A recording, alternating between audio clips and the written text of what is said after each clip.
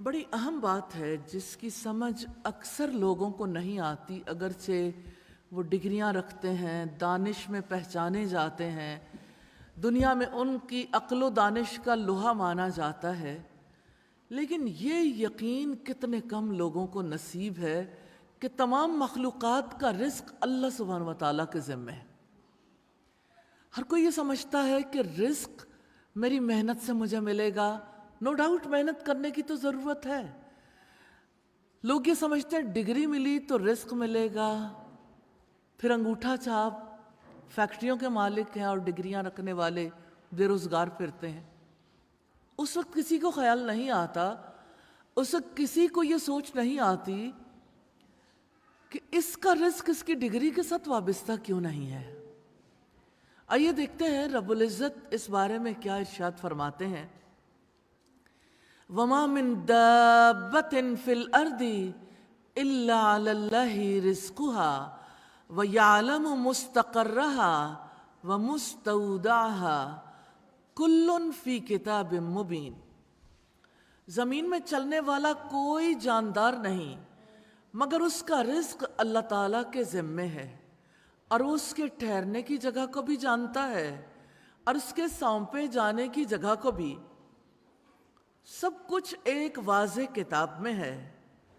ذرا غور کیجئے زمین میں کتنے جاندار بستے ہیں،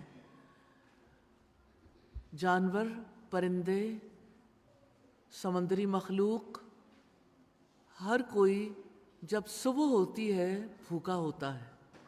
ہر کسی کی نیچر مختلف، ہر کسی کا مزاج مختلف، ڈیمانڈ مختلف۔ کوئی ایسا جانور نہیں ہے جس کا رزق اللہ تعالیٰ کے ذمہ نہ ہو۔ ماں کے پیٹ میں پلنے والے بچے کا رزق بھی اللہ سبحانہ و تعالیٰ کے ذمہ ہے۔ اسی طرح زمین کے کونے کونے میں بسنے والے انسانوں کا رزق بھی اللہ تعالیٰ ہی کے ذمہ ہے۔ سیدنا حذیفہ بن اسید سے روایت ہے کہ نبی کریم صلی اللہ علیہ وسلم نے ارشاد فرمایا، 40 یا 45 رات تک نطفہ جب رحم میں ٹھہرتا ہے تو فرشتہ اس پر داخل ہو کے کہتا ہے، اے رب یہ بدبخت ہے یا نیک بخت، پھر انہیں لکھ دیا جاتا ہے۔ پھر کہتا ہے، اے رب یہ مذکر ہوگا یا مؤنث، پھر یہ دونوں باتیں لکھ دی جاتی ہیں اور اس کے اعمال و افعال، موت اور اس کا رزق لکھا جاتا ہے۔ پھر صحیفہ لپیٹ دیا جاتا ہے، نہ اس میں زیادتی کی جاتی ہے نہ کمی، یہ تقدیر ہے۔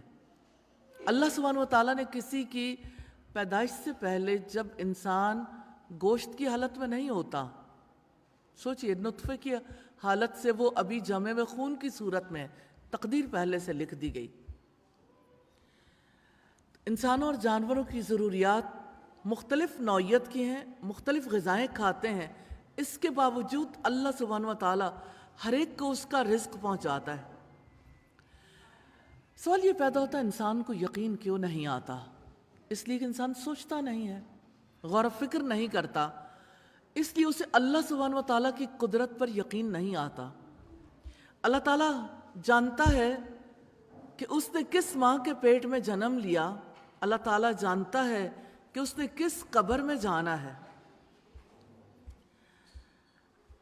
اس سے اندازہ ہوتا ہے کہ اللہ سبحانہ و تعالیٰ کا علم کتنا وسیع ہے، سب کچھ ایک واضح کتاب میں ہے، کتنا ایکوریٹ سسٹم ہے، کوئی کمی نہیں، جہاں ہر چیز تحریر کی ہوئی ہے، کتنی زبردست ڈاکومنٹیشن ہے۔